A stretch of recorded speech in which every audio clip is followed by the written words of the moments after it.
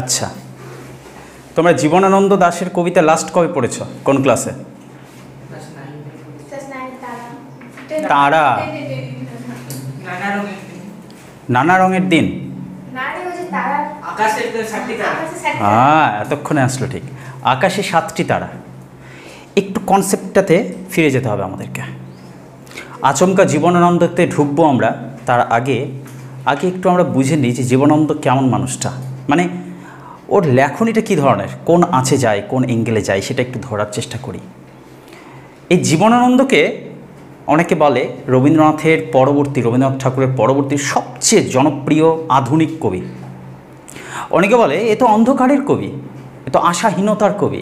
এর কবিতাতে অন্ধকার, রাত্রি, মৃত্যু, হেমন্ত ঋতু, এই সমস্ত কিছু এত এত গভীরে, এত আধ্যাত্মিক পর্যায়ে গিয়ে, এত দার্শনিক পর্যায়ে গিয়ে তিনি আলোচনা করেন যে সেখানে ডুবে যাওয়ার পর একটা অদ্ভুত বেদনা অনুভব হয় আমাদের। প্রত্যেকটা জায়গাতে একটা বেদনা আছে। খুব খেয়াল করো তোমরা, আকাশে 7টি তারা যখন ফুটে উঠেছে তখন আকাশের সমস্ত আলো, বাকি সূর্যের যে আলো, নিভে গেছে। প্রতিটি গাছে, আম, কাঁঠাল আর যা গাছগুলো ছিল, সেই গাছগুলোর গা বেয়ে নাম ছিল অন্ধকার। ফিল করছো? এ কোন অন্ধকার ভাই? দিনের অন্তিম পর্যায়। তো দিনের অন্তিম পর্যায়ে কোনটা? সন্ধ্যার মুহূর্তটা। এবার এইখানে তুমি এটাকে ইকুয়াল করে যদি ভাবার চেষ্টা করো, প্রত্যেকটা মানুষের জীবনেও তো এইরকম কিছু মুহূর্ত আছে যাদের একটা সমাপ্তি বা সমাপন আছে। তাদের জীবনও সন্ধ্যা নামে, আমাদের জীবনও সন্ধ্যা নামে। হ্যাঁ, তবে মৃত্যু, এই সন্ধ্যাকে যদি তুমি সমার্থক করে দাও, মৃত্যুকে আর সন্ধ্যাকে, তাহলে তুমি খেয়াল করবা দেহের মৃত্যু তো একটা বারই হবে, বাট চেতনার মৃত্যু বারবার হচ্ছে। চেতনায় অন্ধকার প্রবেশ করছে বারবার। আমি বলি না পুণ্য স্নান, তো পুণ্য স্নান কাকে বলে? গঙ্গা স্নান করলেও পুণ্য হয়ে গেল। তো ভাই শরীর তো ধুয়ে গেল, সে তো আমরা প্রতিদিনই ধুই শরীর। সারাদিনে কত ময়লা লাগে তা সব আমরা ধুয়ে ফেলি শরীর থেকে। কিন্তু প্রত্যেকটা দিন আমাদের বোধে, আমাদের জ্ঞানে, আমাদের প্রজ্ঞায়, আমাদের চেতনায় যে একটু একটু করে কলঙ্কগুলো ঢোকে, পাপ বোধগুলো জমা হয়, অপরাধ বোধ জমা হয়, অন্যের প্রতি ঘৃণা, লোভ, লালসা ইত্যাদি সমস্ত জমা হয়। এই কালোগুলো, একে তো ধোয়া হয় না। রবীন্দ্রনাথের কবিতায় সেই অন্ধকারকে আমরা দেখতে পাই। এবার তুমি বলো আমাকে, যেখানে অন্ধকার আছে সেখানেই তো আলোটা সবচেয়ে বেশি প্রকাশ পাবে কিনা? এক্সাম্পল ধরো, এই ঘরটার মধ্যে আমি একটা লাল আলো জ্বালালাম, কেমন সেটা চারিদিকে বিচ্ছুরণ হবে? ন্যাচারাল, খুব সামান্যভাবে। এবার ভীষণ ঘুটঘুটে অন্ধকার, সেখানে একটা লাল আলো জ্বালালাম, এবার বলো কেমন সেটা চারিদিকে বিচ্ছুরণ হবে? চারিদিকে অনেকটা অঞ্চল জুড়ে বিচ্ছুরিত হবে, খুব বেশি করে সেটা দেখা যাবে। কেন? কারণ অন্ধকারের মধ্যে আলোর প্রকাশের সম্ভাবনা সবচেয়ে বেশি থাকে। যেখানে অন্ধকার আছে সেখানেই আলোর সম্ভাবনা বেশি আছে। ফলে একটা মানুষ যতক্ষণ পড়ে না যায় ততক্ষণ সে উঠে দাঁড়ানোর চেষ্টা কখনো করে না, নিজে থেকে চেষ্টা কখনো করে না। ফলে যদি কোনো কবি এই অন্ধকারের কথা বলেছেন, তো ভালো করে সেখানে ডুব দিয়ে দেখো এই অন্ধকার থেকে উত্তরণের কোনো পথ দিয়েছেন কিনা। যদি হ্যাঁ, তাহলে আশাবাদের কবি, যদি না, তাহলে নৈরাশ্যের কবি, তাহলে অন্ধকারের কবি, তাহলে বেদনাময় কবি। আকাশে 7টি তারা কবিতাতে শেষের দিকে একটা ছিল যে লাল লাল বটের ফলের মতো। হ্যাঁ, সেটা সারাদিনের পর এই গাছ থেকে ফলটা যখন পড়ছে, পড়ে ফেটে যাচ্ছে লাল ফল, তার মধ্যে একটা ছিল ব্যথা শব্দটা। লাল লাল ওই বটের ফলের মতো ব্যথা নিয়ে এসে পড়ে যাচ্ছে। সারা দিন সেই ফলকে কেউ গ্রহণ করেনি, তার জীবন ব্যর্থ, বিফল হয়েছে। সে ব্যর্থ মনোরথ নিয়ে সারাদিন অপেক্ষা করেছিল কেউ তো এসে তাকে গ্রহণ করবে, কিন্তু নেয়নি কেউ। তারপর তার সময় এলো তার বিচ্ছুরণ হওয়ার, তাকে বিচ্ছিন্ন হয়ে যাওয়ার। সে পড়ে আছে মাটিতে। অদ্ভুত এই জীবন আমাদের, এই জীবনের যে শুরু তোমার সূচনা ছিল উন্মেষ লগ্ন আমাদের, আর যে সমাপ্তি হবে জানি না আমরা কখন, কোথায়, কিভাবে, কি অবস্থায় সমাপ্তি হবে। এই সূচনা আর সমাপ্তির দিকে তাকালে তুমি অবাক হয়ে দেখবা যে তার মাঝখানে কত রং চলে যাচ্ছে, কিন্তু না তো সেই জন্মের কোনো রং আছে, না কোনো ব্যাখ্যা আছে, না কোনো প্রেক্ষাপট আছে, নাই বা কোনো তাৎপর্য আছে। ও শূন্য, ও জিরো, ও কৃষ্ণ, ও কালো, ও অন্ধকার। তো জন্মের যে রহস্যটা সেটা হচ্ছে অন্ধকার, আর মৃত্যুর পরে কি হচ্ছে সেটাও অন্ধকার। তো এই দুই অন্ধকারের মাঝখানে যে নদীটা, সেটাকে তো আমরা আলোকিত নদী বলি, জীবন নদী বলি। তো এইটা পুরো নদীটা হচ্ছে গিয়ে আমাদের একটা কল্পনার নদী যদি ধরে নাও, তাহলে কেমন হবে ভাবো। এবার এই যে আমাদের জীবন আর এই যে মৃত্যু, এর মাঝখানের যে নদীটা জীবন নদী বললাম, এই জীবনটা শুরু যে হয়েছিল আমাদের জন্ম। এবার তুমি তোমার, আমি আমার জন্ম না ভেবে যদি ভাবার চেষ্টা করি, পৃথিবীতে যখন সৃষ্টির উষালগ্ন চলছিল, ফিল করো, পৃথিবীতে সৃষ্টির যখন উষালগ্ন চলছিল, সবচেয়ে প্রথম কোথায় প্রাণের বিকাশ লাভ করেছিল? জলে। হ্যাঁ, বলা হয় আমাদের যে আত্মা, এই শরীর আত্মাটাকে ঘিরে আছে। ওকে, খুব সহজ করে বোঝানোর চেষ্টা করছি আধ্যাত্মিক এই দার্শনিক বিষয়টা, যে আমাদের যে আত্মাটা আছে, চেতনাটা, বোধটা, সেটাকে ঘিরে রেখেছে আমাদের এই দেহ। তো এই দেহটা একদিন খসে যাবে, পুনরায় আরেকটা দেহ দরকার হবে। তাহলে যে আত্মাটা, যে এনার্জিটা আমাদের মধ্যে আছে, সেটা তো শেষ হবে না কখনো, সে তো ঘুরবে, সে তো অন্য শক্তির সাথে যুক্ত হবে। আমরা কি জানি, শক্তির রূপান্তর হয়, না সৃষ্টি হয় না ধ্বংস হয়। তো এই শক্তি আরেকটা শক্তিতে রূপান্তরিত হবে। আমাদের যে পঞ্চতত্ত্ব, 5টা তত্ত্ব দিয়ে আমাদের শরীর তৈরি, তার মধ্যে বায়ু একটা আছে, জল একটা আছে, আমাদের শরীরে এগুলো ঠিক ঠিক পরিমাণ মতো আছে বলেই শরীরটা তৈরি হয়ে আছে। কোনোটা যদি কম বেশি হয়ে যায়, সঙ্গে সঙ্গে আমাদের এই দেহ শেষ হয়ে যাবে। তো এই দেহ যেটা আছে, রক্ত মাংসে করা, অস্থি মজ্জা দিয়ে তৈরি করা, এই দেহের কোনো মূল্য নেই বাস্তবে 5টা তত্ত্ব ছাড়া। সঠিক। এখন তুমি বলবে এইগুলো কিভাবে আছে, কি করে বুঝবো? এটাই তো জীবন বিজ্ঞান। এখানে গেলে আমরা দেখতে পাই আমাদের দেহের মধ্যে যে বায়ু আছে, যে জল আছে, যখন পোড়ানো হয় বা মাটি দেওয়া হয় আমাদেরকে, যেভাবেই সমাপ্তি হোক, সেগুলো ধীরে ধীরে ধীরে ধীরে ধীরে বাষ্পীভূত হয়ে আবারও বাতাসে মিশছে, ঘুরছে। এবার এই ঘুরতে ঘুরতে ঘুরতে ঘুরতে আবারও কোনো প্রাণ, আমারই কোনো বংশধর, আজ থেকে 200 বছর পর সেই বাষ্পটাকে, সেই জলীয় বাষ্পটাকে, সেই বায়ুটাকেই সে গ্রহণ করবে, সেই বেঁচে থাকবে। তো আমি তো থাকছি। এবার আমি যে শ্বাসটাকে গ্রহণ করছি, যে শ্বাস বায়ুটা নিচ্ছি, আমি কি গ্যারান্টি আছে হয়তো সেই শ্বাস বায়ুটা তথা সেই বায়ুটা বা সেই জলীয় বাষ্পটা শেক্সপিয়ারের ছিল? কি গ্যারান্টি আছে? তো আমরা যুগ যুগান্তর ধরে এইভাবে করে একটাই শক্তি বয়ে বেড়াচ্ছি উত্তরাধিকার সূত্রে। কই, সেখানে তো কোনো সমস্যা হয় না। তো আমাদের সৃষ্টি হয়েছে, জীবনের সৃষ্টি হয়েছে সেই জলে, সেটা হ্রদ হোক, নদী হোক, সাগর হোক, যেখানেই হোক, সেখানে আমরাই ছিলাম। দেহটা ছিল আলাদা আলাদা, শক্তি তো একই। বুঝেছি বিষয়টা? তো আমরাই ছিলাম বলেই দেখবা জীবনানন্দের আরও এক কবিতায় আছে, 1000 বছর ধরে আমি পথ হাঁটিতেছি পৃথিবীর পথে, সিংহল সমুদ্র থেকে নিশীথের অন্ধকারে মালয় সাগরে অনেক ঘুরেছি। আর বলো তুমি, 1000 বছর ধরে কেউ হাঁটতে পারে, বাঁচতে পারে? মানুষের একটা জীবন সীমা আছে, তো তার চেয়ে বেশি তো বাঁচতে পারে না। তাহলে ও কিসের কথা বলল? তার চেতনার কথা বলল, তার স্বপ্নের কথা বলল, তার শক্তির কথা বলল, তার আত্মার কথা বলল। এ তো নিরন্তর বয়ে চলেছে যুগ যুগান্তর ধরে। কতবার এই পৃথিবীতে আমি এসেছি, কতবার এই পৃথিবীতে আমি আসব আমি জানি না। এই জীবনচক্র চলতে থাকবে, চলতে থাকবে, চলতে থাকবে। হ্যাঁ, তবে এই একই রকম দেখতে দেহটা হয়তো আমি আর কখনো পাব না। অন্য কোনো রূপে আমি আবারও আসিব ফিরে। আবার আসিব ফিরে ধানসিঁড়িটির তীরে, জীবনানন্দেরই অন্য এক কবিতার লেখা।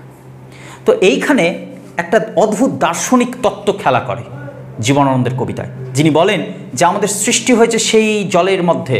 আশ্চর্যের বিষয় হলো সেই জলের মধ্যে আমাদের মধ্যে এত বিচ্ছিন্নতা ছিল না, মানুষে এত ভেদাভেদ, ধনী গরিবের এত ভেদাভেদ, এত অন্ধকার ছিল না আমাদের ডিস্টেন্সে, আমাদের পার্থক্য ছিল না, আমরা সব একসাথে ছিলাম, একসাথে।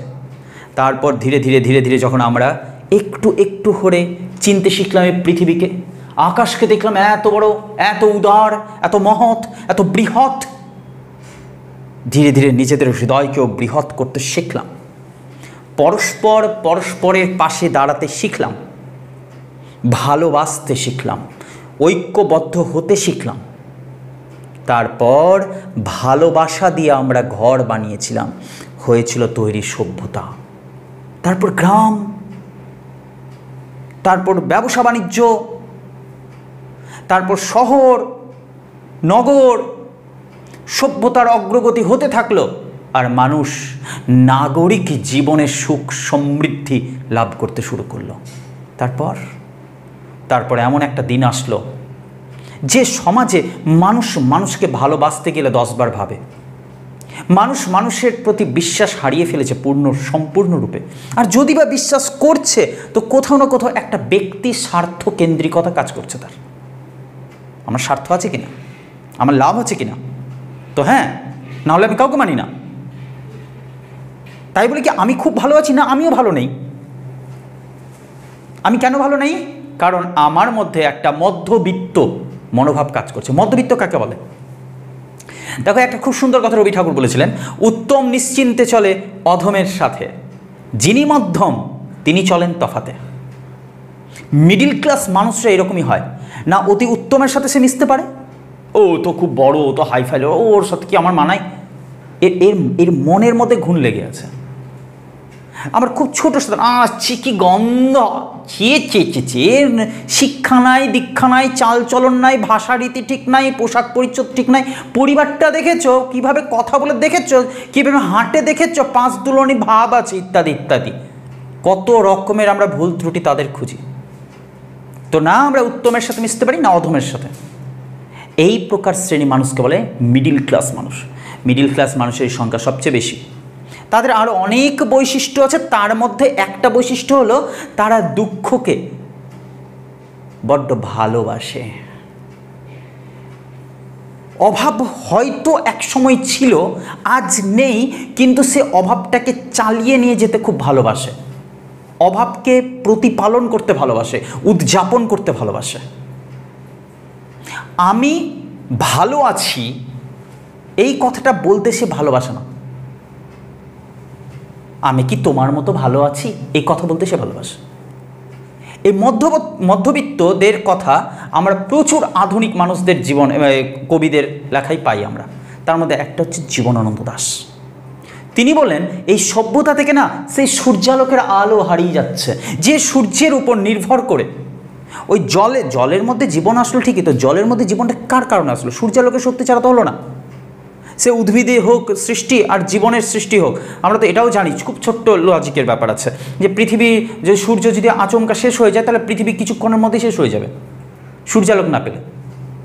তো এখন তুমি বলো কৃত্রিমভাবে উনান জ্বালিয়ে রাখবো, তাহলে আর কি বলা যাবে? ঠিক আছে, তো মজাদার বিষয় হলো যে কি সূর্যালোক আমাদের সৃষ্টি, আমাদের প্রেরণা, আমাদের মধ্যে শক্তি, আমাদের ঊর্জা, আমাদের বোধ বিকাশে সব ক্ষেত্রে সে সাহায্য করছে। এমনকি তার পাশাপাশি আরেকটা মেসেজ আছে সূর্যের মধ্যে। রাত্রিবেলা ভয়ঙ্কর রাত্রি পার হওয়ার জন্য আমরা একজনের দিকে তাকিয়ে বসে থাকি, সূর্যোদয়।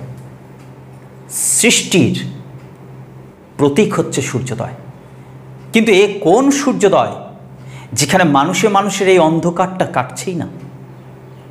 এ কোন সূর্যোদয় যে মধ্যবিত্ত শ্রেণীর মানুষরা কেবলমাত্র নিজেদের লোভে, লালসার একটা নেশা, একটা মদ খেয়ে ফেলেছে, জানো, কাউকে চিনি না আমি, কেবল আমি আমাকে বাঁচাতে চাই। কিন্তু প্রশ্ন হলো, যদি বাড়ির পাশে বাড়িতে আগুন লাগে, আমার বাড়িতে আসতে কতক্ষণ সেই আগুনটা? ঠিক সেই রকমভাবে সমাজ থেকে মনুষ্যত্ব বোধ একেবারে হারিয়ে যাচ্ছে। এমন সময়ে জীবনানন্দ দাশ বলছেন, দেখো না তবু কত মানুষ সুখী আছে, সুখে থাকার ভান করছে, নাটক চলছে, একটা অভিনয় চলছে, কেউ সুখী নেই, কিন্তু সুখী হওয়ার একটা মিথ্যা কৌশল করছে, তারা বাঁচার একটা অভিনয় করছে। এটাকে বলা হয় আত্মপ্রবঞ্চনা, নিজেকে ঠকানো।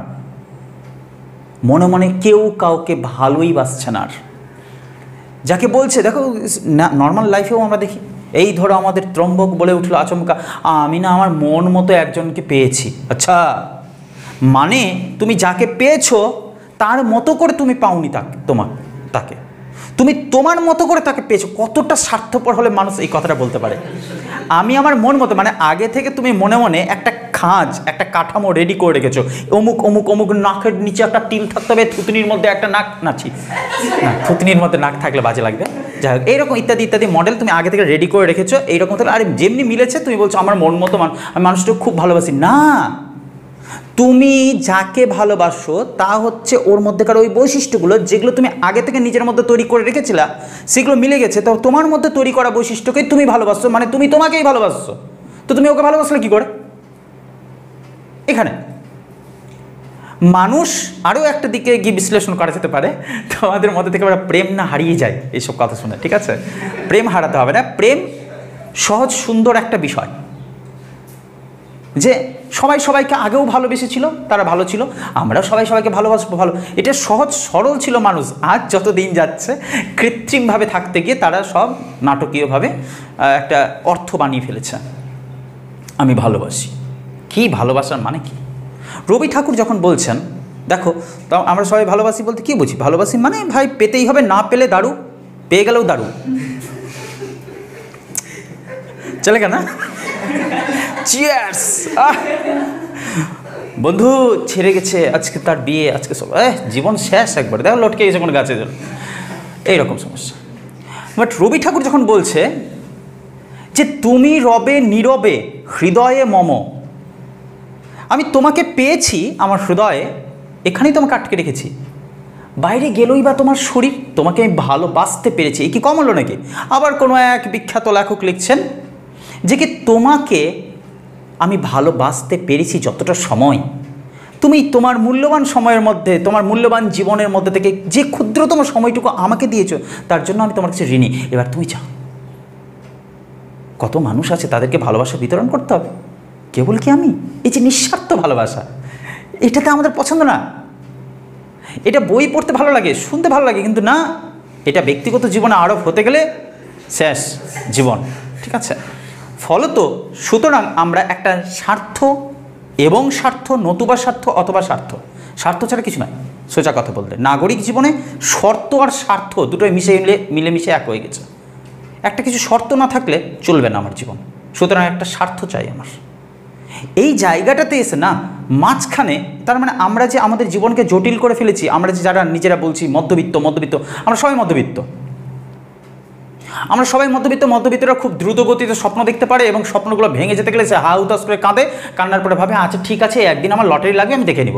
কিন্তু সে দেখালো গত 5 বছরে একটা লটারি কাটেনি কোনো দিন, তো লটারি ওর লাগবে কীভাবে? কিন্তু স্বপ্ন দেখতে ভালোবাসে। আমাকেই বল স্বপ্নতে এই ধরো বেশি না, ধরো যে আমি যখন স্বপ্ন দেখলাম যে আচমকা আমি রাস্তা দিয়ে যাচ্ছি, 10 কোটি টাকা পেয়ে গেছি, কী করবো? এবার আমার প্ল্যানিং শুরু হলো, 1 ঘন্টা ধরে আমি ওটা ভাবছি, 2 লক্ষ টাকা ওখানে, না 2 লক্ষ দেবো, মানে 5 লাখ টাকা ওখানে দিয়ে দিই, আর ঠিক আছে ওকে দিয়ে দেবো 10 লক্ষ টাকা আছে, ওর একটু কষ্ট আছে, 20 লক্ষ দিয়ে দেবো, সব কিছু করে নেওয়ার পর 10 কোটি টাকাটাও কম পড়ে যাবে। যখন সব হিসাব হয়ে গেল তখন মনে হলো ইস রে, একটা লাইব্রেরি তৈরি করতে হতো, ঠিক আছে, ওখানে কমপক্ষে 10 লক্ষ টাকা তো লাগবেই, ঠিক আছে, তাহলে আমার 10 কোটি তো হবে না, 10 কোটি 10 লক্ষ টাকা লাগতে হবে। এইসব ভেবে ভেবে আমি 1টা ঘন্টা নষ্ট করে দিতে পারি দিব্যিসে। এইটাকে বলছে মধ্যবিত্তদের চিন্তাভাবনা, ঠিক আছে? এবং তারা বাস্তবিক সমস্যাগুলোকে এড়িয়ে গিয়ে উপেক্ষা করে আড়ালের চলে যাওয়ার একটা নেশা আছে তাদের, এটাকে বলছে মধ্যবিত্ত শ্রেণীর মানুষ। ফলে আজকের সমাজে যারা আছে তাদের অধিকাংশই 90% হচ্ছে মধ্যবিত্ত। না তো আচ্ছা, উচ্চবিত্ত কারা? যারা প্রতিদিন খুব সুখে আছে এবং সুখে থাকাটাকে অভিনয় করে দেখায় না কাউকে, যে প্র্যাকটিক্যালি করে দেখাচ্ছি যে দেখো আমি কত সুখে আছি, এটা ওরা দেখায় না। অতি সুখী মানুষরা তারা কখনো দেখায় না। আরেকটা কি, অসুখে আছে, অসুখে মানে অসুখ মানে অসুস্থ বলবা না, অসুখ নয়, সুখে আছে যারা, একদম নিচে পড়ে আছে যারা অন্তর্যোগ গোষ্ঠীর মানুষ, তারাও দেখায় না নিজেদের অভাবটাকে, কারণ ওরা অভাব আছে, ওদেরকে দেখলে মনে হবে অভাবেই আছে, ন্যাচারালভাবে অভাব আছে তাদের। একটা শ্রেণী আছে সবচেয়ে বেশি সংখ্যক, ওরা নিজের অবস্থাকে আরও হীনভাবে দেখায় কৃত্রিমভাবে, অথবা কখনো কখনো নিজের থেকে উঁচু শ্রেণীর হয়ে যাওয়ার একটা লোভ লালসা দিয়ে মানুষকে বোঝাতে চায় যে দেখো আমি কত কি ইত্যাদি। এই সমস্ত বৈশিষ্ট্যগুলো মধ্যবিত্ত শ্রেণীর। এই মধ্যবিত্ত শ্রেণীকে নিয়ে জীবনানন্দ একটা অসাধারণ কথা বলছেন যে দেখো এমন একটা মুহূর্ত আজ এসছে, দ্বিতীয় বিশ্বযুদ্ধের পরবর্তী সময়টাতে, দ্বিতীয় বিশ্বযুদ্ধের সাথে আমাদের কোনো যোগাযোগ নাই প্রথম কথা, কিন্তু ইংল্যান্ড যেহেতু উপনিবেশ স্থাপন করেছিল আমাদের দেশে, তো আমাদের দেশ থেকে প্রচণ্ড পরিমাণে সৈনিক হোক, খাদ্য হোক, খাদ্য সামগ্রী, যুদ্ধের অস্ত্রের জন্য যা সামগ্রী, সমস্ত কিছু নিতে নিতে আমাদের শোষণ করতে করতে শেষ করে দিয়েছিল প্রায়। ফলে 1942-43-এর দিকে একটা ভয়ঙ্কর দুর্ভিক্ষ মন্বন্তর হয়ে যায়। এখানে ছবিতে আছে সেই মন্বন্তরের একটা দৃশ্য, ঠিক আছে। 1350 বাংলা সাল বঙ্গাব্দ বা 1943 খ্রিস্টাব্দের এমন একটা ভয়ঙ্কর মন্বন্তর হলো যেখানে গ্রামে গঞ্জে শহরে শুধু মানুষের লাশ পড়ে থাকছে। কিন্তু তবু মানুষের বাঁচার জন্য সরকারিভাবে তেমন কোনো উদ্যোগ নেওয়া হচ্ছে না। আর যারা মধ্যবিত্ত তারা কৃত্রিম কান্না কাঁদছে, তারা নিজেরা দুবেলা দুমুঠো ভালো করে খাওয়া দাওয়া করার পর নাটকীয়ভাবে অনুষ্ঠানে গিয়ে বক্তৃতা দিচ্ছে, ভাষণ দিচ্ছে, কিন্তু কাজের কাজ তারা কিছুই করছে না এই মানুষগুলোর জন্য। আরেকটা শ্রেণী আছে যারা কৃত্রিমভাবে এই যে শাসক শ্রেণী যারা ইংরেজ বা তথা সেই সময়কার যে শাসক শ্রেণীরা সকলে মিলে কি করছিল, একটা কৃত্রিম প্রেক্ষাপট তৈরি করেছে মন্বন্তর নামে। এটা দুর্ভিক্ষ প্রাকৃতিক কারণে হয়নি। প্রাকৃতিক কারণে দুর্ভিক্ষ কাকে বলে, মন্বন্তর কাকে বলে? যে বৃষ্টি হয়নি, খরা হয়ে গেল, প্রচণ্ড বৃষ্টি হয়েছে, বন্যা হয়ে গেল, ঠিক আছে, বা একটা রোগ ছড়িয়ে গেছে আচমকা, ঠিক আছে, এইগুলো দুর্ভিক্ষ মন্বন্তর, ঠিক আছে, এগুলো প্রাকৃতিক বিষয়। কিন্তু মানুষ যদি সেটা তৈরি করে তাহলে সেটাকে কি বলবা তুমি? এটা মনুষ্যত্ব বোধহীনতার সর্বশ্রেষ্ঠ পর্যায়। মনুষ্যত্ব বোধ একবারে শেষ হয়ে যাচ্ছে সমাজে, এটা সর্বশ্রেষ্ঠ পর্যায়ে একদম বলতে পারো তুমি এই অন্যায়টা করা হয়, কৃত্রিমভাবে একটা মন্বন্তরের প্রেক্ষাপট তৈরি করা হয়। ঠিক এই জায়গাটাতে দাঁড়িয়ে গ্রামের সকল মানুষ ভাবছে জমিতে জমিতে অন্ন নাই, ফসল নাই, কাজ নাই, শহরে যাই বাবু, শহরে যাই, শহরে গেলে ভাত পাবো। গ্রামগুলো শূন্য হয়ে যাচ্ছে, সবাই এসে শহরে ভিড় করছে। শহর, কোন শহর? কলকাতা মহানগরী, রানী জানো। ওখানে গেলে কাজ পাওয়া যায়, ওখানে গেলে খাবার পাওয়া যায়, অঢেল খাবার সেখানে। স্বপ্নের শহর আমাদের। তো যাচ্ছে প্রচুর গ্রামের মানুষ সেখানে ভিড় করছে। সেখানে সরকারিভাবে লঙ্গরখানা খোলা হয়েছে। লঙ্গরখানা কাকে বলা হয়? আজকের এই প্রাইমারি স্কুলগুলো, হাই স্কুলগুলো লঙ্গরখানা খানিকটা। কীভাবে একটু তোমরা নিজেরা বুঝে দেখো। ওই সময়টাতে সরকারিভাবে বলা হয়েছিল যারা যারা খেতে পাচ্ছে না তাদের জন্য খাওয়ারের জায়গা। ওখানে ফ্যান আর ভাত দেওয়া হতো। তো ভাত দিতে দিতে ভাত শেষ হয়ে যেত, শুধু ফ্যানটাই দেওয়া হতো। একটা করে কাপ নিয়ে ভোরবেলা রাত্রি 3টা থেকে লাইনে দাঁড়িয়ে থাকতো প্রচুর মানুষ, ঠিক আছে। ওই কি বলে, লেংটি পরা না কি বলে, ছোটোখাটো কাপড় টাপড় পরে ওই অবস্থায়, কাপড় নাই, খাদ্য নাই, অন্ন বস্ত্র আর আশ্রয়, তিনটাই তো জিনিস মানুষের সবচেয়ে দরকার।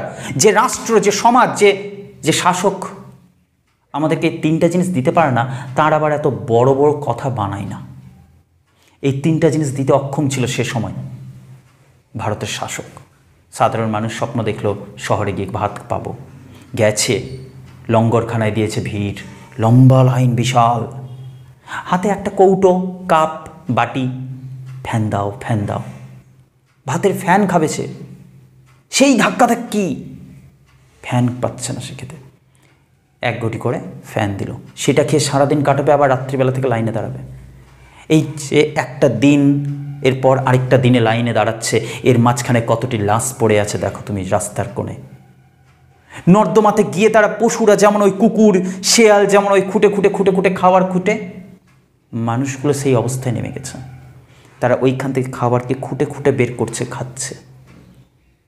সেখান থেকে তারা সেই ব্রিজের উপরে উঠে যাচ্ছে, ফ্লাইওভারের উপরে উঠে যাচ্ছে, সব জায়গায় তারা খাদ্য খুঁজছে, খাবার খুঁজছে, মানুষ খুঁজছে। মানুষ আছে এখানে? কেউ নাই। খাদ্য নাই, মানুষ নাই, এ কেমন শহর? কেউ আমাদের দিকে তাকানোর নাই।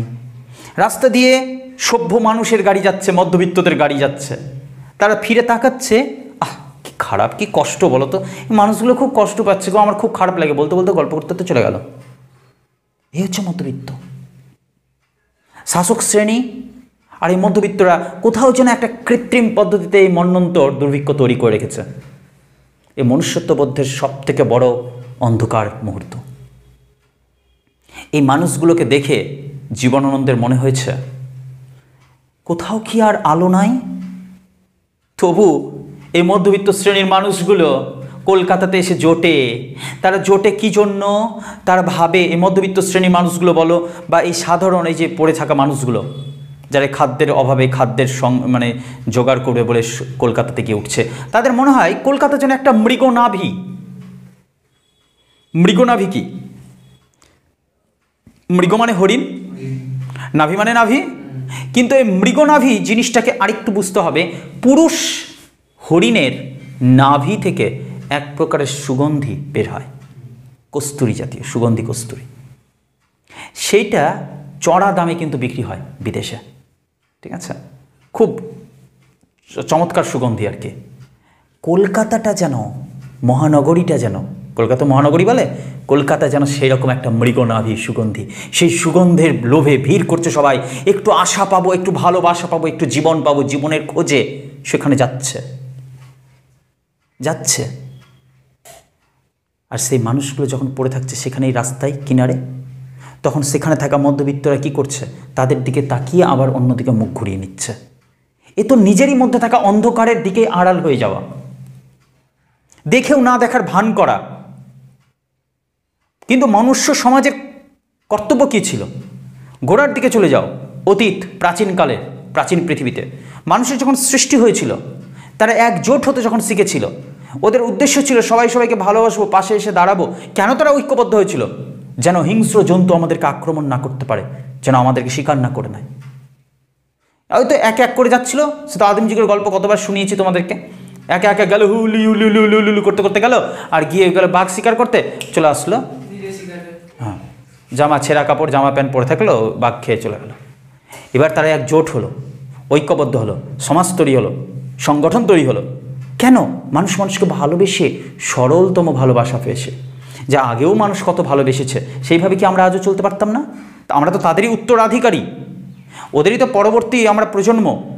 আমরা কি তাদের সেই ভালোবাসাটাকে বয়ে নিয়ে চলতে পারতাম না? কিন্তু না, এখন আমাদের মধ্যে এই বিচ্ছিন্নতা খুব জটিল হয়ে উঠেছে, জীবনটা খুব জটিল হয়ে উঠেছে। আমরা বড্ড একা এবং নিঃসঙ্গ একটা নির্বান্ধব পৃথিবীতে আমরা দাঁড়িয়ে আছি, সবাই মুখোমুখি। সবাই ভাবছি ও তো আমাকে কেউ কিছু একটুও ভালোবাসা দেয় না, আমাকে তো আলো দেয় না সে, আমি সেই কথা ভাবছি, সেও সেই কথা ভাবছে, সবাই একটাই কথা ভাবছি যে সবাই এখানে আলো চুরি করতে এসেছে, জীবনের আলোগুলো, জ্ঞানের আলোগুলো।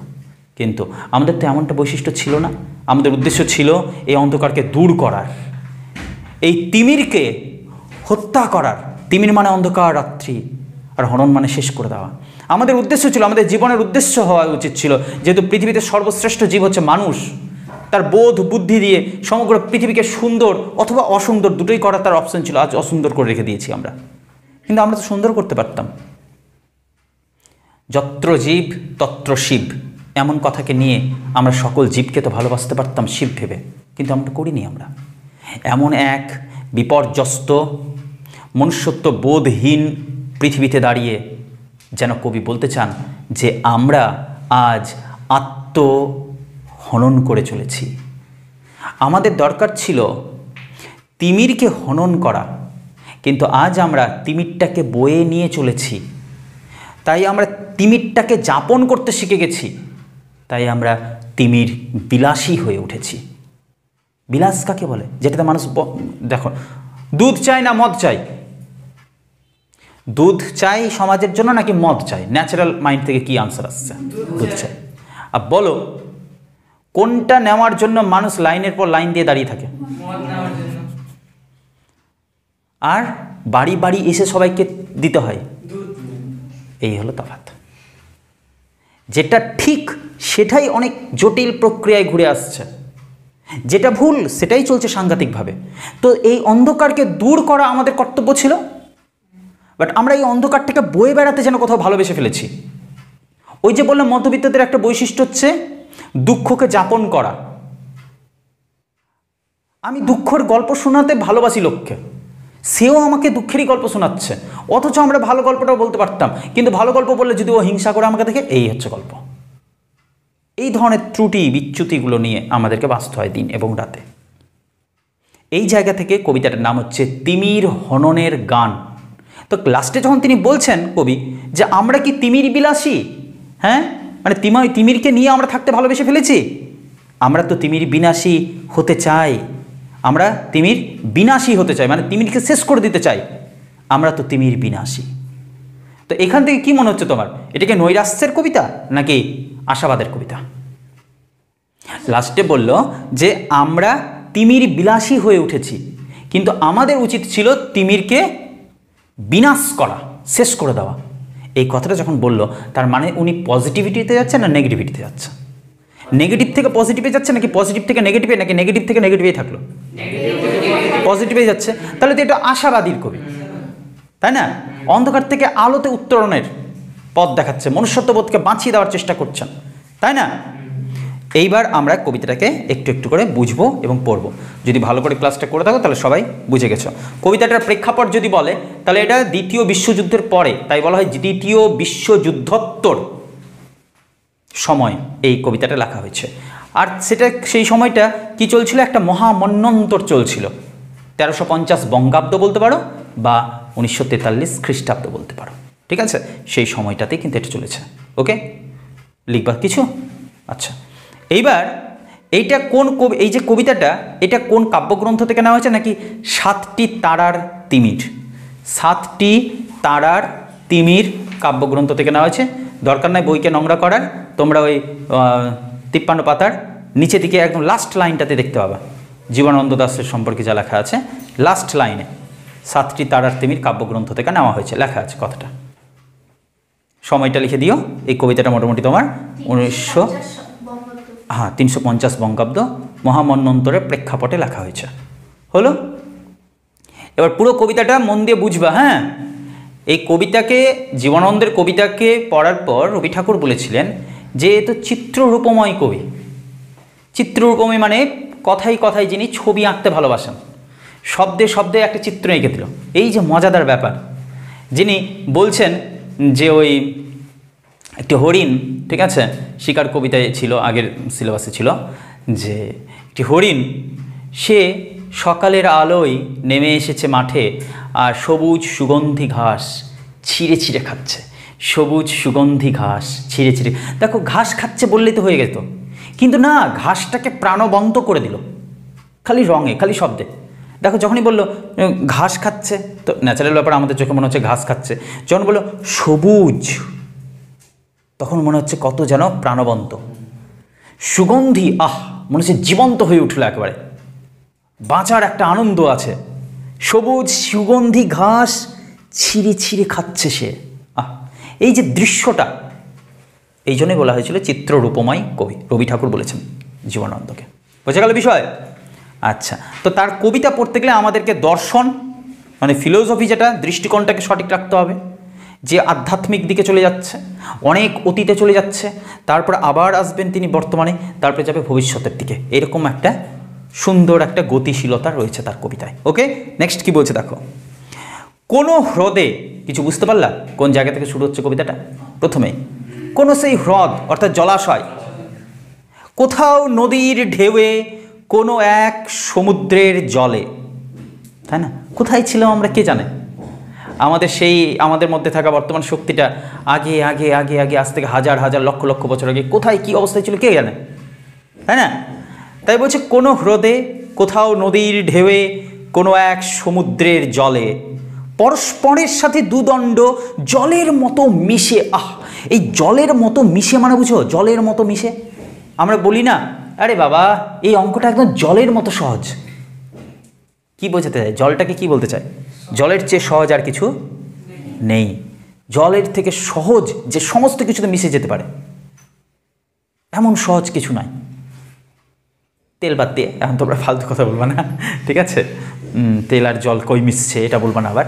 তো আমি যেটা বলতে চাইছি, সম্পর্কটা আমাদের মধ্যে এমন ছিল একটা সময়, যখন ওই অণুজীবগুলো ছিলাম জলের মধ্যে, সেই মৎস্য শিশুগুলো ছিলাম যখন আমরা, হ্যাঁ, তখন তো আমাদের মধ্যে এত বেশি হিংস্রতা ছিল না, আবেগও ছিল না, ভালোবাসাও ছিল না, তো হিংস্রতাও ছিল না। ঠিক আছে, আমরা তো বেশ ভালো ছিলাম তখন।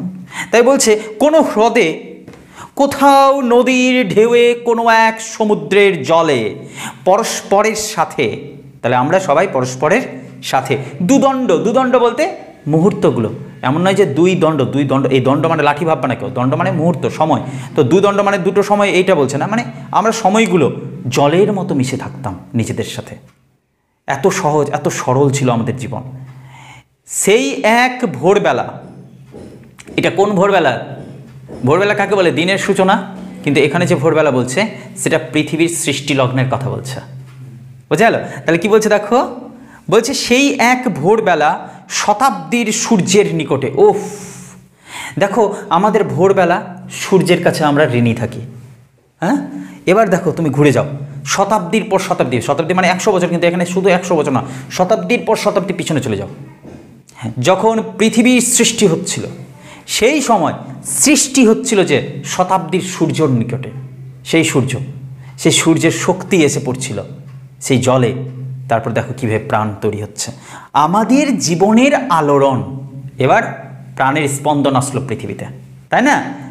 কত ছোট ক্ষুদ্র জীবগুলো এসছে, তাই না? মাইথোলজিতেও আমাদের কি বলি, তো ওখানেও কিন্তু দেখা যায় যে কি পুরাণ তত্ত্বগুলো তো দেখা যায় যে কি কীভাবে আগে জলের মধ্যেই কিন্তু প্রাণের বিকাশ ঘটেছে। যে আছে না যে নারায়ণের এতগুলো রূপ আছে, বলনি এতগুলো অবতার জন্ম নিয়ে, এতবার জন্ম নিয়েছে শ্রীকৃষ্ণ রূপে ইত্যাদিতে। তো তার গোড়াতে যদি আমরা যাই না, তো এই পুরো সিস্টেমটা আছে অসাধারণ, লজিক্যালি এবং বিজ্ঞান ভিত্তিক। বিজ্ঞান কি বলছে তা পরে বলছি, আমি ধীরে ধীরে আসি। ওখানে কি বলেছে জানো? ওখানে বলেছে প্রথম যে অবতার হিসেবে জন্ম নিয়েছিল সেটা মৎস্য অবতার, মৎস্য অবতার নিয়েছিল নারায়ণ। তারপরে মৎস্য জলে থাকছে, কিন্তু জলেও থাকবে আবার। আর আমরা বিজ্ঞান কি বলে, সবার আগে জীবনের প্রাণের স্পন্দন কোথায় আছে? জলের মধ্যে। এরপরে জলের সাথে সাথে জলেও থাকতে পারবে, আবার ডাঙাতেও থাকতে পারে। এরকম প্রাণী কচ্ছপ, মনে পড়ছে? ওই সমুদ্র মন্থন হয়, কচ্ছপ এসে দাঁড়ালো, হ্যাঁ মনে পড়ছে? সব এগুলো কি আছে বলো তো, সিম্বলিক ব্যাপার। এটাকে তুমি যদি ভাবো যে ও এই ছবিটা তো দেখতে খুব ভালো, তা তো বোকামি করছো তুমি। আমাদের যে পুরাণ তত্ত্বগুলো আছে না, এগুলো হচ্ছে কি বলো তো, এটাকে বলে চেক বই, বুঝো? ভাঙাতে যে জানে, বা এটিএম বলতে পারো, এটিএম কার্ড। যে ভাঙিয়ে নিতে জানে সে জানে, যে জানে না তার কাছে ব্যর্থ হয়ে পড়ে আছে সেটা। তো এই গ্রন্থগুলো আমাদের মধ্যে, এই ধর্মীয় যে গ্রন্থ নাম দেওয়া হয়েছে ধর্মগ্রন্থ। ধর্ম না, এই ধর্ম বলতে কোনো রিলিজিয়ানকে বোঝাচ্ছে না। ধর্ম মিনিংটা কি? কর্ম থেকে এসছে ধর্ম। ডাক্তারের ধর্ম কি? চিকিৎসা করা, তো কর্মটাই তার ধর্ম। পুলিশের ধর্ম কি? মানুষকে সেবা দেওয়া, তো তার কর্মটাই হচ্ছে সেবা দেওয়াটাই, মানুষকে সুরক্ষা দেওয়াটা, এটাই তো তার কর্মটাই ধর্ম। আমার ধর্ম কি? শিক্ষা দেওয়া। যেখানে যেখানে শিক্ষাহীনতা আছে সেখানে সেখানে শিক্ষা দিতে হবে, এটা আমার কাজ, ওটাই আমার ধর্ম, ওটাই আমার পূজা, ওটাই আমার সেবা, ওটাই আমার অঞ্জলি। যাকে দিচ্ছি সেই আমার দেবতা। এর বাইরে আর কি হতে পারে? এর থেকে বড় মেসেজ আর কি হতে পারে ধর্মীয় তত্ত্বগুলোতে? তো সেখানে সেই কথাটা আছে। তারপরে কচ্ছপ জন্ম নিল। এরপরে আমি এটা মনে নাই অত ভালো, তো আমি তাও চেষ্টা করছি যতটুকু মনে পড়ছে আমার, ঠিক আছে? চর্চা তো অনেক দিন হয়নি। তো তারপরে কি হলো বলতো, পৃথিবীতে এক ধরনের মানুষ আসলো, কিন্তু সে কি বলতো, পশুর সাথে সমগোত্রীয়, মানে কিছুটা দাঁড়াতে শিখেছে সে দু পায়ে, হ্যাঁ দু পায়ে দাঁড়াতে শিখেছে, কিন্তু হাতের নখ রাগ চিড়ে খেয়ে নিবে একবারে, এই বড় বড় দাঁত। নরসিংহ মনে পড়ছে? এই বুক চিড়ে দিয়েছিল। গল্পগুলো পড়ে শোনাবো যারা যারা জানো না। হিন্দুরা মোটামুটি জানে, তোমরা বাকিরা সব জানো না, নো প্রবলেম। এগুলো নিয়ে গল্প করো মজাদার, ঠিক আছে? এর বেশি দেরি করো না, সব তাড়াহুড়া করে আবার দেখতে চাই। তো সেই অবস্থা। এরপর সে কিছুটা হলো নিজেকে নিয়ন্ত্রণ করতে পারলো, কিন্তু শিকারী, রাগ, খুব তুখোর রাগ। তার হাতে একটা পরশু আছে, অস্ত্র, নাম হচ্ছে তার পরশুরাম। সে তার আদিম অবস্থা এখনো ত্যাগ করতে পারেনি, ওরকমই আছে, কিছুটা নিয়ন্ত্রণ হয়েছে। তারপর ধীরে ধীরে আরও একটু রূপান্তর হলো, তার রাগ কমলো, তার কাছে বক্তব্য হচ্ছে মৃত্যুদণ্ড দিয়ে নয়, প্রেম দিয়ে এবং নিজেকে ত্যাগই হতে হবে। ত্যাগ দিয়ে সমাজকে সুন্দর করে দেব, এদেরকে মর্যাদা শিখিয়ে দিয়ে যাব। একজন ব্যক্তি কিভাবে নিজের মর্যাদা বৃদ্ধি করতে পারে। মর্যাদা পুরুষোত্তম রাম। এরপর রাম যখন ধর্মকে শেখাতে বুঝালো, সবাইকে ত্যাগই হতে শেখালো, তখন দেখা গেল যারা যারা ত্যাগ করছে তাদের বিরুদ্ধে এবার কিছু শয়তানরা চলে আসছে। তাদেরকে ধর্ম আর অধর্মের জ্ঞান দিতে হবে। আসলো শ্রীকৃষ্ণ ধর্ম আর অধর্মের জ্ঞান দিতে। বোঝা যাচ্ছে বিষয়? অনেকের মতে তার পরবর্তী হচ্ছে তোমার ওই প্রভু চৈতন্য মহাপ্রভু, ও কারো মতে ভগবান বুদ্ধ, এদের পরবর্তী রূপগুলো ধীরে ধীরে ধীরে ধীরে ধীরে ধীরে মানুষকে যেটা এটা দরকার আছে সেটা দেওয়ার জন্য বিভিন্ন অবতার হয়ে এসেছে। তো বিজ্ঞানও তো সে একই কথা বলে। আগে ওই জলের মধ্যে সৃষ্টি, তো সৃষ্টির মধ্যে এইখানে কি সুন্দর বলছে দেখো, সেই এক ভোরবেলা, সেই পৃথিবীর সৃষ্টির উন্মেষ লগ্নের কথা বলছেন, যেখানে ভোরবেলা শতাব্দীর সূর্যের নিকটে আমাদের জীবনের আলোড়ন, আমাদের জীবনটা সৃষ্টিশীল হয়ে উঠল বা আমরা বাঁচতে পারলাম। হয়তোবা জীবনকে শিখে নিতে চেয়েছিল। দেখো ভালো করে বুঝতে হবে, হ্যাঁ, হয়তোবা জীবনকে শিখে নিতে ছিল। আমরা যখন বাঁচলাম, বড় হলাম, বা আমাদের যে পূর্বপুরুষরা ধীরে ধীরে ধীরে ধীরে একজোট হতে শুরু করলো, তারা পরস্পরের সাথে পরস্পরকে মিলিয়ে দিতে চাইলো ভালোবাসার বন্ধন দিয়ে। তারা ভালোবাসা দিয়ে এই যে সূর্যালোক সৃষ্টি আনন্দ, এই আনন্দে তারা আনন্দ নিয়ে জীবনের সহজ পাঠগুলোকে তারা বুঝে নিতে চাইল। তাই বলছে জীবনটা কেমন তা তারা জীবনকে শিখে নিতে চেয়েছিল। সেই দিন ওর কাছে মনে হয়েছিল এত বড় বৃহৎ আকাশ, এরকম কি আমাদের হৃদয় হতে পারে না, আমাদের সম্পর্কগুলো হতে পারে না এত বৃহৎ আকাশের মতো উদার। তাই বলছে অন্য এক আকাশের মতো চোখ নিয়ে, অন্য এক আকাশের মতো চোখ নিয়ে, আকাশের মতো উদার হৃদয় নিয়ে ফিল করতে হবে ব্যাপারটাকে। আমরা হেসেছি, আমরা একসাথে থেকেছি, আমাদের পূর্বপুরুষরা একসাথে থাকতো, আমরা হেসেছি, আমরা খেলেছি, এবং স্মরণীয়, সেগুলো আমাদের কাছে স্মরণীয় দিন। স্মরণীয় উত্তরাধিকারে কোনো গ্লানি নেই ভেবে একদিন ভালোবেসে গেছি। এবং স্মরণীয় পরবর্তী উত্তরাধিকার যারা আসবে তাদের কথা ভেবে ভেবেও, এবং আমরা যাদের উত্তরাধিকার সূত্রে আমরা সবাই মিলে পরস্পরকে ভালোবেসেছি। তো ভালোবাসাটা কমন ছিল, আমাদের গোড়ার দিকে ছিল ভালোবাসা। ওইটাকে যদি আমরা উত্তরাধিকার সূত্রে নিয়ে আসতাম, মন্দ কী হতো? সেটাকে নিয়ে এসেছি আমরা ওটাকে নিয়ে এসেই ভালোবাসতে শিখেছি, কিন্তু সেদিন আজ অতীত হয়ে গেছে। আজ কই ভালোবাসা? তাহলে আমরা কি বলতে পারি? ধরো এতদিন আমরা সেটাকে বয়ে নিয়ে এসেছি একটা বিষয়কে, তারপর অনেকগুলো বছর কেটেছে, তারপরে সেটা নাই, সেই দিন দাঁড়িয়ে আমরা কি বলবো? যে কি একদিন ভালোবেসেছিলাম, এরকমই বলবো। তাই বলছে কি সুন্দর দেখো, বলছে অন্য এক আকাশের মতো চোখ নিয়ে আমরা হেসেছি, আমরা খেলেছি, আর স্মরণীয় উত্তরাধিকারে কোনো গ্লানি নেই, মানে কোনো কষ্ট নাই, দুঃখ নাই ভেবে একদিন ভালোবেসে গেছি আমরা। কিন্তু সেই সব দিন আজকে কি স্মৃতির মতো, রাইট? স্মৃতি যেন মৃতের চোখের মতো। মৃতের চোখ দেখো, মানুষের চোখ দেখলে আমি দেখতে পাই স্বপ্ন আছে মানুষটার চোখে কত, হ্যাঁ? আর মৃত মানুষের চোখটা এমনি করে খুলে দেখবা, একদম কোনো স্বপ্ন নাই, স্বপ্নহীন, তাই না? সে আর তো স্বপ্ন দেখতে পারবে না, সে তো আর নিজেকে সুন্দর করে বানাতে পারবে না, তৈরি করতে পারবে না। তো আজকের দিনে দাঁড়িয়ে আমরা কি বলতে পারি? যে সেই সব সুন্দর দিনগুলো আজকে আমাদের কাছে স্মৃতি, একেবারে কিসের মতো? মৃতের চোখের মতো। ঠিক আছে, এই যে রূপক উপমাগুলো করেন তিনি, অসাধারণ লাগে শুনতে। কি সুন্দর একটার সাথে আরেকটাকে মিলিয়ে দিল। বলছে সেই সব রীতি, তোমার যদি কোশ্চেন আসে সেই রীতিটা কি? মানুষে ভালোবাসা, এটাই তো সেই রীতি ছিল।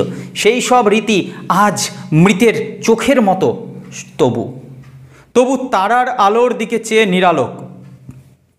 নিরালোক মানে যেখানে আলোক নাই, আমাদের মধ্যে এখন আর আলো নাই, তবু আমরা তারার আলোর দিকে তাকিয়ে থাকতে চাইছি। আজ আবারও একটা সুন্দর দিন আসুক, এই আশা সবাই আমরা দেখি। তাই তো বলতে পারি আমরা যে সেই সব রীতি আজ মৃতের চোখের মতো, তবু তারার আলোর দিকে চেয়ে নিরালোক। যেখানে কোনো আলো নাই, সেই নিরালোকটাও কি করছে? তারার আলোর দিকে চেয়ে আছে। তারার আলোর দিকে চেয়ে থাকার অর্থ কি? যে কি সুন্দর দিনের দিকে তাকিয়ে থাকা। উজ্জ্বলতম দিনের দিকে তাকিয়ে থাকা, ভালো দিনের জন্য অপেক্ষা করা, তাই না? তারপর কি বলছে, হেমন্তের প্রান্তরের তারার আলোক। উফ, এইখানে গেছে আবার তিনি অপোজিট কানেকশন দিয়ে দিলেন একটা জিনিস। হেমন্ত ঋতু মৃত্যুর ঋতু, ঝরে পড়ার ঋতু, ঠিক আছে?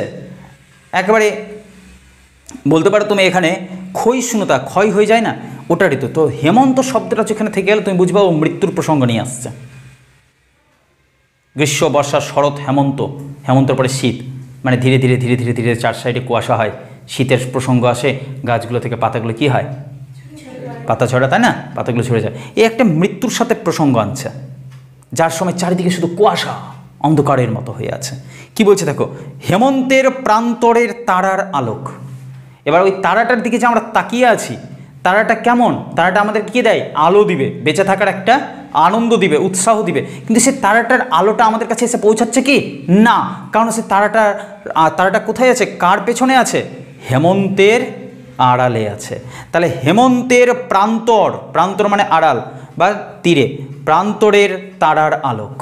তাহলে আমরা যে আলোটার কথা ভাবছি, যে সমাজ আবার সুন্দর হবে, শান্তিময় হবে, মানুষে মানুষে ভালোবাসার সৃষ্টি হবে, আবারও আমরা পূর্বপুরুষদের মতো পরস্পরকে ভালোবাসতে শিখব, সুন্দর করে সমাজকে গড়ে তুলব, এই সবই হচ্ছে একটা কল্পনার কথা, না হওয়ার সম্ভাবনাই বেশি। ওই দিনটা আর নাও ফিরে আসতে পারে। ওই দিনটাকে তিনি এখানে তারার আলোর সাথে তুলনা করলেন। কেন সেটা ফিরে আসবে না? কারণ এখন চারিদিকে হচ্ছে কি একটা হেমন্তের অবস্থা, গোটা পৃথিবী যেন হেমন্ত ঋতু হয়ে উঠেছে। মৃত্যুর প্রসঙ্গ চলে সেখানে, সেখানে জীবনের সূচনা হতে পারে না। তাই জন্য এই হেমন্তের প্রান্তরে ঢাকা পড়ে গেছে কে? সেই তারার আলোটা। বোঝা গেল? সেই জেট টেনে আজও খেলি, এখানে কি চমৎকার একটা কথা বলছে। তবু মানুষ ব্যঙ্গ বিদ্রুপ করেও বাঁচতে চায়, হা হা করে হাসে, কান্নার মুহূর্ত কাঁদে, কাঁদতে কাঁদতে হেসে ওঠে, হে ঈশ্বর তুমি কি দারুণ দিলে আমাকে কষ্ট, এইতে একটি যথেষ্ট নয়, আরও দাও, আরও দাও প্রভু, আরও দাও, আরও দাও। এই যে অদ্ভুত বিষয়, ঠিক আছে? তো কোথাও যেন নিজের দুঃখ যন্ত্রণাগুলোকে মানুষ একটু ব্যঙ্গ বিদ্রুপ করে হাসার চেষ্টা করে। কি বলছে দেখো, সেই জের টেনে আজও খেলি। জের মানে কি? একটা সময় আমরা স্বপ্ন দেখেছি ভালো থাকার, সেই জেট টানছি এখনও আমরা চেষ্টা করছি ভালো থাকার। সেই জেট টেনে আজও আমরা জীবনের খেলাগুলো খেলে চলেছি। সূর্যালোক নেই, সূর্যালোক নেই বলতে এখানে সূর্যালোকটা কিসের প্রতীক? জীবনের প্রতীক, সৃষ্টির প্রতীক, ইতিবাচকতার প্রতীক, জ্ঞানের প্রতীক, সব কিছু সৃষ্টির, প্রজ্ঞার প্রতীক, এগুলো হচ্ছে সূর্যালোকের প্রতীক। কিন্তু দ্বিতীয় লাইনে বলছে সূর্যালোক মনোরম হলে মনে হলে হাসি। কিন্তু কবি এখানে ব্যঙ্গ বিদ্রুপের সাথে একটা কথা বলছেন, যে সূর্যালোককে মনোরম মনে করে আমরা তখন হাসি, যে হ্যাঁ হ্যাঁ একদিন হবে, একদিন ভালো দিন হবে, সূর্যালোক আবারও আসবে, দেখো না কত সৃষ্টিশীল কাজ হচ্ছে। এগুলো সব বাজে কথা। প্রকৃত শিক্ষা, জ্ঞান, সৃষ্টিশীলতা নেই। ফলে যেখানে নেই সেখানেও কিছু একটা আছে এমন কল্পনা করে ব্যঙ্গ বিদ্রুপের হাসি আসছেন তিনি বলছেন সূর্যালোক মনোরম মনে হলে হাসি, শতই বিমর্ষ হয়ে ভদ্র সাধারণ। এই যে ভদ্র সাধারণ, মধ্যবিত্ত যাদের কথা বারবার বলছিলাম আমি, ভদ্র সাধারণ, এরা খুব ভদ্র, গা বাঁচিয়ে চলে সব ক্ষেত্রে, উত্তমের থেকেও অধমের থেকেও গা বাঁচিয়ে সবসময় চলে। এরা সাধারণ মানুষ কিন্তু ভদ্র মানুষ, কিন্তু শতই বিমর্ষ, সবসময় এদের মন খারাপ, কোনো না কোনো দুঃখ, কোনো না কোনো বিমর্ষতা, কোনো না কোনো হতাশা, কোনো না কোনো যন্ত্রণা এদের মধ্যে আছে, ঠিক আছে? এবার দেখো কি বলছে, শতই মানে সব সময়কার জন্য, শতই বিমর্ষ হয়ে ভদ্র সাধারণ চেয়ে দেখে তবু সেই বিষাদের চেয়ে দেখে। তাহলে ওই ভদ্র সাধারণ সবসময় নিজের দুঃখ গান গায় এবং দুঃখ করেই তারা চারদিকে চেয়ে থাকায়, যে আরও সুখ, আরও সুখ, আরও সুখ, আমরা এটা চাই। পেয়ে যাওয়ার পর আবার আমি তো ওটা পেলাম না, ওটার জন্য এবার দুঃখ করতে হবে। এই লড়াই আছে তার মধ্যে। কিন্তু সত্যিকারের যারা কষ্টে আছে তাদের দিকে এবার নজর পড়ছে এদের। তাই বলছে চেয়ে দেখে তবু সেই বিষাদের চেয়ে। এবার বলো কাদের বিষাদ? ধরো আমার কাছে একটা সাইকেল আছে, এখন আমি ভাবছি যে কি বাইকটা থাকলে বেশি সুখী হতাম আমি, ঠিক আছে? এবার যেই বাইকটা আমি 5 বছর ধরে পরিশ্রম করলাম, সাংঘাতিক কষ্ট করছি বাইকটা পাওয়ার জন্য, তো এই যে কষ্ট করছি লোককে আমি বলছি দেখো কত কষ্ট করছি আমি, বাপরে বাপ, উফ, কেন? উদ্দেশ্য কি? যেটা উদ্দেশ্য হচ্ছে সেটা না হলেও চলে। অনেক মানুষের কিছুই নাই। রাস্তায় চলতে তো আমি সেই সব মানুষদের দিকে তাকালাম যারা দুবেলা দুমুঠো খেতে পাচ্ছে না, খাওয়ার জন্য লড়াই করছে, আর আমি আরও সুখী হওয়ার জন্য লড়াই করছি। কার দুঃখটা সবচেয়ে জনপ্রিয়? কার দুঃখটা সবচেয়ে ভয়ঙ্কর? বলো, কার দুঃখটা সবচেয়ে প্রকৃত? আমি যেটা সুখী হতে চাই সেটা, নাকি যে বেঁচে থাকতে চাই সেটা? ওইটা হচ্ছে আসল, এটা নকল। এটা আমার জাস্ট কেবলমাত্র শৌখিনতার জন্য হচ্ছে। তো আমরা সুখী, ভদ্র, সাধারণ ব্যক্তি, কিন্তু বিমর্ষ, মন খারাপ নিয়ে বেঁচে থাকি। বেঁচে থাকতে থাকতে আচমকা তাদের দিকে নজর পড়ে যারা যারা ওই বিষাদের চেয়েও গভীর গভীর বেশি কালো কালো ছায়া, তাদের আরও অন্ধকার আছে জীবনটা, তাদের দিকে এবার নজর পড়লো। এবার নজর পড়ার পর কী হবে? তাদেরকে আমরা খুঁজতে চাইবো যে তারা কোথায় থাকে, কি করে। দেখো কি বলছে পরের পাতায়, লঙ্গরখানার অন্ন খেয়ে। লঙ্গরখানা মনে পড়লো? লঙ্গরখানা, তাহলে লঙ্গরখানা কোনটা? যেখানে সরকারিভাবে অসহায় নিরন্ন মানুষদেরকে খাবার দেওয়া হয়। ক্লিয়ার আছে? হ্যাঁ, ওইটাই হয়ে উঠেছে শিক্ষার জায়গা, এখন পিকনিক স্পট হয়ে যাচ্ছে ধীরে ধীরে। ওকে, খাওয়া খাওয়া খাওয়া, ওটাই হচ্ছে, ওটার ছাড়া আর কিছু আছে না। তো লঙ্গরখানাই বলা যায়। লঙ্গরখানার অন্ন খেয়ে মধ্যবিত্ত মানুষের বেদনার নিরাশার হিসেব ডিঙিয়ে। এই যে আমরা মধ্যবিত্ত, আমরা যে দুঃখগুলো করি, এই দুঃখগুলো খুব ন্যাচারাল, নর্মাল, না করলেও চলে, দিব্যি আরামসে আমরা বেঁচে থাকতে পারি। কিন্তু না, দুঃখ করতে হবে। কিন্তু ওদের যে দুঃখটা আমাদের দুঃখটাকে ডিঙিয়ে দিয়ে চলে যায়, যাই কিনা ভাবো ভালো। ওদের দুঃখের কোনো লিমিটেশন নাই, ওরা খেতে পাচ্ছে না, নিজেরা নিরন্ন, নিজেরা নিরাশ্রয়, ঘুরে বেড়াচ্ছে দুমুঠো খাবে বলে, কোথাও অন্ন নাই। এই রকম জায়গাটাতে তিনি বলছেন লঙ্গরখানার অন্ন খেয়ে মধ্যবিত্ত মানুষের বেদনার নিরাশার হিসেব ডিঙিয়ে। দেখো কি বলছে, নর্দমার থেকে, নর্দমা বুঝলা, ইস কি অবস্থায় তারা আছে, নর্দমার থেকে শূন্য ওভারব্রিজে উঠে। তো ওভারব্রিজ কোনটা? শূন্যের মতো দোল খাচ্ছে, হ্যাঁ। তো সেই ওভারব্রিজে ওঠে মানে তাদের নিচ থেকে, সেই নোংরা থেকে সেই সুন্দর জায়গা সর্বত্র তারা খুঁজে বেড়ায় একটু বাঁচার প্রেরণা, একটু জীবনের ইঙ্গিত, ইশারাগুলো খুঁজে বেড়ায়, পায় না। তারা পুনরায় আবার নেমে আসে নর্দমায়। দেখো কি বলছে, কি চমৎকার কথা না বলা। নর্দমার থেকে শূন্য ওভারব্রিজে উঠে নর্দমায় নেমে ফুটপাথ থেকে দূর নিরুত্তর ফুটপাতে গিয়ে, ইস ফুটপাতে তারা আছেই, আরও ফুটপাতে যাই যদি কিছু পাই, কিন্তু সেখানেও নিরুত্তর, কোনো উত্তর নাই, জীবনের কোনো সাড়া আওয়াজ নাই। ফুটপাত থেকে দূর নিরুত্তর ফুটপাতে গিয়ে একদিন তারা নক্ষত্রের জ্যোৎস্নায়, মানে বুঝলা, নক্ষত্র ভরা আকাশের নিচে কোথাও এক জায়গায় আশ্রয় নেয়, হয়তো ঘুমোয়, হয়তো আর কখনো উঠেই না ঘুম থেকে। কত মানুষ এমনি রাস্তায় পড়ে পড়ে মারা যাচ্ছে। তাই বলছে রাত্রিবেলার সেই নক্ষত্রের জ্যোৎস্নায় ঘুমাতে বা মরে যেতে জানে। তো মরে যায় যারা, যারা শুয়ে পড়ে নক্ষত্রের বিছানার নিচে, নক্ষত্রময় আকাশের নিচে, নক্ষত্রের জ্যোৎস্নার নিচে যারা ঘুমোতে যায় অথবা মারা যায় দিনের পর দিন, এরা সব এই পথে, ওরা সব এই পথে এসছে, যে পথে কিন্তু ওই মধ্যবিত্ত মানুষরাও হাঁটাচলা করে। এরা সব এই পথে, ওরা সব ওই পথে, তবু বুঝলা, এরা সব এই পথে, ওরা সব ওই পথে, তবু মধ্যবিত্ত মোদির জগতে, এই মোদিটাকে এ নরেন্দ্র মোদী ভেবে নিবা না কেউ, এ মোদি হচ্ছে মত্ততা, মদ। আমি বলেছিলাম একটু আলোচনার সূত্রে, মদের নেশাই আছে একটা মধ্যবিত্তরা, ঠিক আছে, লোক দেখানো একটা ব্যাপার। তো এটা হচ্ছে মত্ততা, মানে পাগলামি, নেশা। তো মধ্যবিত্তরা একটা মদের জগতে আছে, স্বার্থপর মধ্যবিত্তদের স্বার্থের নেশার কথা এখানে বলা হয়েছে। আমরা বেদনাহীন, অন্তহীন বেদনার পথে। আমরা কেমন? আমরা হচ্ছি, আমাদের হৃদয়টা কেমন? বেদনাহীন, অন্তহীন বেদনার পথে আমরা যাচ্ছি। আমাদের বাস্তবে কোনো বেদনা নাই, ওদের প্রতি আমাদের কোনো মানে আদর বা ওদের প্রতি আমাদের মনের মধ্যে কোনো যত্ন, সেবা, এই ধরনের কিছু নাই, সহানুভূতি তো নাই একবারে। তাই বলছে আমরা বেদনাহীন, অন্তহীন বেদনার পথে, কিচ্ছু নেই, তবু এই জের টেনে খেলি, কিছু নাই, তবু আমরা এই জেটটাকে টেনে টেনে খেলছি। আর কি ভাবছি? সূর্যালোক প্রজ্ঞাময় হলে, মনে হলে হাসি।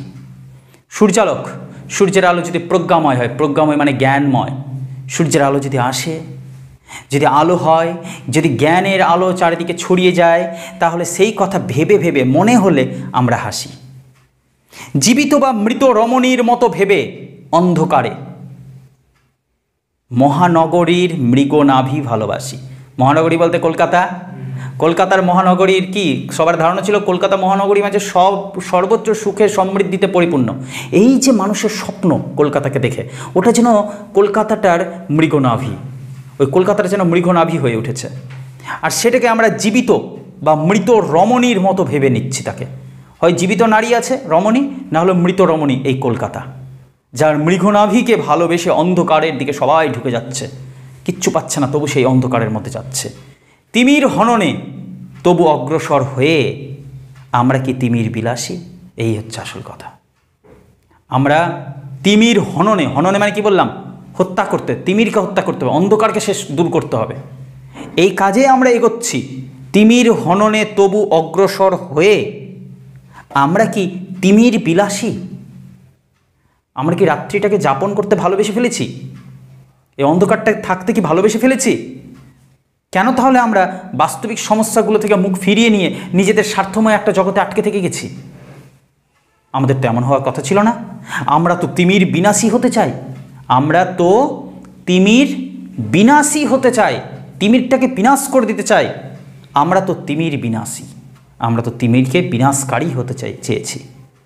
ঠিক আছে, এই হচ্ছে গিয়ে একটি অসাধারণ তিমির হননের গান নামক একটি কবিতা, জীবনানন্দ দাশের লেখা, 7টি তারার তিমির থেকে। এখানকার গুরুত্বপূর্ণ তথ্যগুলো কী কী একটু মন দিয়ে আমরা শুনে নিই। দেখো, পৃথিবীর সূচনা লগ্নে বা উন্মেষ লগ্নে জৈব রাসায়নিক যে বিক্রিয়া চলছিল, জীবের সৃষ্টি প্রক্রিয়া, সেখানে সূর্যালোকের আলোয় মানুষ ধীরে ধীরে ধীরে ধীরে ধীরে ধীরে সে নিজের সদর্থক মতিগতি ফিরে পায়, বা সে তার প্রজ্ঞা জ্ঞান এইসব থেকে ধীরে ধীরে জীবনকে গড়ে তোলার যে সহজ পাঠগুলো সেগুলো কিন্তু নিতে পেরেছিল। তারপর তার কাছে আকাশটা ছিল এক উদার স্বপ্নের মতো। সে আকাশের মতো উদার হৃদয় নিয়ে অন্য মানুষকে, অন্য জীবকেও ভালোবাসতে শিখলো, তাদেরকে প্রতিপালন করতে শিখলো। ধীরে ধীরে সভ্যতার সৃষ্টি হলো, পরস্পরের পাশে এসে দাঁড়িয়ে ভালোবাসার বন্ধনে, ভালোবাসার ভিত্তিতে তারা পরস্পরের কাছে এসে দাঁড়ালো। সেই মনুষ্যত্ব বোধ, মানুষে মানুষে ভালোবাসার সম্পর্ক আজকে কোথায়? আজ তো নেই, আজ তো বিপন্ন, আজ হারিয়ে গেছে, বিলুপ্ত মনুষ্যত্ব বোধ সমাজ থেকে। হেমন্ত ঋতুর মতোই শেষ, ক্ষয়িষ্ণু, মৃতপ্রায় অবস্থায় পৌঁছে গেছি আমরা। আমাদের মনুষ্যত্ব বোধ যেন আজকের সেই পুরনো দিনের কথা মনে পড়লে মনে হয় সেই দিনগুলো আজ যেন মৃতের চোখের মতো, কিছু স্বপ্ন দেখতে পারে না। তবু আমরা মনে করি আমাদের অনেকেরই অনেক দুঃখ আছে, বিষণ্ণ আমরা। অথচ 1350 সালের মহামন্বন্তরের সামনে দিকে দাঁড়িয়ে দেখতে গেলে 2 ধরনের বাঙালি মানুষকে পাওয়া যায়। এক, যারা কৃত্রিম দুঃখে দুঃখিত, দিনরাত দুঃখ করছে। আরেক দল খেতে পর্যন্ত পায় না, রাস্তায় পড়ে মারা যায়। নর্দমা থেকে সে ফ্লাইওভারে উঠছে, সেখান থেকে আবার নর্দমায় ফিরে আসছে, খাওয়ার খুঁটে খাচ্ছে, বেঁচে থাকার জন্য একটু স্বপ্ন খুঁজছে, একটু আশ্রয় খুঁজছে, লঙ্গরখানায় একটু অন্ন চাইছে। অথচ সেখানেও যখন সে পাচ্ছে না, তখন ধীরে ধীরে ধীরে ধীরে সঁপে দিচ্ছে নিজেকে নক্ষত্রের আলোর নিচে, হয় ঘুমিয়ে যাচ্ছে অথবা চিরকালের জন্য চোখ বন্ধ করে দিচ্ছে। তাদের জীবনের দাম কি এই মধ্যবিত্ত শ্রেণীর স্বার্থমগ্ন মানুষগুলোর থেকে বেশি নাকি কম? সেই দুঃখগুলো যারা তারা চায়নি তবু তাদেরকে পেতে হচ্ছে, সেটা দামি নাকি মধ্যবিত্তদের কৃত্রিম বানানো একটা কৃত্রিম নেশা, পাগলামি, দুঃখে থাকার একটা অভিনয়, নেশা, পাগলামি, বিষণ্ণতা, হতাশা, এইসবগুলো প্রাধান্য? এটার মধ্যে একটা লড়াই চলছে। মাঝখানে দেখা যাচ্ছে টোপ হিসেবে ব্যবহার করছেন কলকাতা নগরীর কথা। কলকাতা নগরীটা কি নাকি মৃত হোক বা জীবিত কোনো রমণীর মৃগনাভি হয়ে দেখা দিচ্ছে, যেটার আকর্ষণের চারদিক থেকে সবাই ভিড় করছে। কিন্তু টোটাল অন্ধকার চলছে সেই সময়টা। এই অন্ধকারের মধ্যে এই মধ্যবিত্ত শ্রেণীর মানুষরা ওই শ্রেণীর হারিয়ে যাওয়া বিপন্ন মানুষগুলোর দিকে তাকিয়েও তাকাচ্ছে না, দেখছে না, নিজেকেই যেন অন্ধকারের আড়ালে লুকিয়ে নিয়েছে। ফলত কি হচ্ছে? মানুষে বিচ্ছিন্নতা আর বেড়ে যাচ্ছে। সহৃদয় যে বিষয়টা ছিল, মানুষে ভালোবাসার বিষয় ছিল, সেটা অনেক দিন হলো অস্ত গেছে। তাহলে সেই সূর্যালোকের কথা আমরা কেন ভাবছি? কেন সেই পুরনো দিনের কথা ভাবছি? কারণ আমরা ভাবতে ভালোবাসছি যে আবারও পৃথিবী শান্ত হবে, আবারও একটা সুন্দর দিন ফিরে আসবে। এই জের টেনে আমরা বাঁচতে চাইছি এবং ভাবতে চাইছি সূর্যালোক একদিন মনোরম হবে। এই কথা ভাবতে আমাদের হাসি পাচ্ছে। হবে নাকি? ব্যঙ্গ বিদ্রুপ করে নিজের কথাতে নিজেই কবি হাসছেন, মজা নিচ্ছেন। সঙ্গে সঙ্গে তার মনে হচ্ছে এই যে সামাজিক সংকট, এই যে রাজনৈতিক প্রেক্ষাপটে একটা সমস্যা তৈরি হয়েছে, এই যে মানুষের মধ্যে থেকে মূল্যবোধের অবক্ষয় ঘটছে, এই জায়গা থেকে আমরা কি হারালাম, নাকি সুন্দর সরল, জলের মতো সুন্দর সরল একটা জীবন আমরা হারিয়ে ফেলেছি। একটা চমৎকার ভালোবাসার সম্পর্ক আমরা হারিয়ে ফেলেছি, বিশ্বাস দিয়ে আমরা গড়েছিলাম আমাদের জগৎকে, সেটা হারিয়ে গেছে। আমরা আজ নির্বান্ধব পৃথিবীতে এসে পড়েছি, কেউ কাউকে বিশ্বাস করে না, কেউ কাউকে ভালোবাসি না, কেবল নিজ স্বার্থের জন্য লড়াই করছি। সেই স্বার্থ পূরণ হলে আমরা অন্যের স্বার্থকে সমালোচনা করছি, এতে দুজনেরই কষ্ট বাড়ছে, দুজনেরই বিষণ্ণতা বাড়ছে। তারপরেও এই মুহূর্তটি থেকে আমরা বলতে পারি যে এই অন্ধকার চিরকালীন নয়। এই অন্ধকার থেকে বেরিয়ে যাওয়ার জন্যই তো মানুষ, তার মনুষ্যত্ব বোধ, তার চড়ইবেতি তার এই এগিয়ে চলা। তবে কেন আজ আমরা এই অন্ধকারটাতে থাকতে ভালোবেসে ফেলেছি? কেন আমরা এই অন্ধকারটাকে নিয়ে এগোতে চাইছি? এবার অনেক হয়েছে, এই অন্ধকারকে শেষ করা হোক, বিনাশ করা হোক। আমরা হয়ে উঠি তিমির বিনাশী, তিমির বিলাসী নয়। বোঝা গেল বিষয়? এই হলো গিয়ে তিমির হননের গান, কবি জীবনানন্দ দাশ।